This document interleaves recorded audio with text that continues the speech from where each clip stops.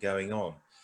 Can I ask Farid Ziani from Japan to make a comment? Farid. Yeah, so my idea about what is going to happen is not any change in the way how we are like building or managing our cities. Instead, I think that what happened with the COVID-19 is going to be like an acceleration of what is already going on. And this means that actually now with the COVID, people and corporates realize that actually work from home or work from distance can be done. And with countries, for example, Japan, where the corporate culture is very strong and a little bit old, so now they realize they can change the pace. And that means that people in the big metropolitan areas all over the world, they will move outside of the metropolitan area. And the reason is that it's becoming unaffordable, it's too expensive to live in big centers and such things.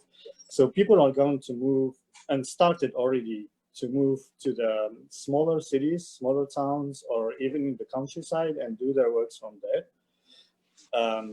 And I believe that is just going to accelerate. In the other hand, I believe that now we start to, that is going to need like smaller facilities. So co-working spaces in smaller cities that doesn't exist now will be created. Smaller libraries, as Florian and Darina said. And then all, for example, like creative cafes or something that will go outside of the big cities, going to the countryside or to the smaller towns. That's what I believe is going to happen.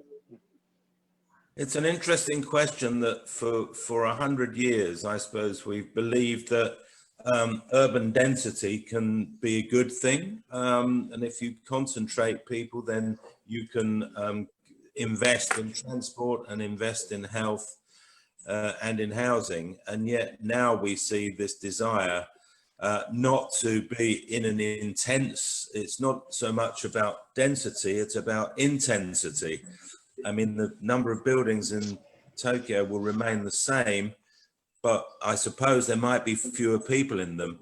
I think that difference between density, sort of floor area ratio, and intensity, the number of people in a single space at any one time, is going to become rather interesting.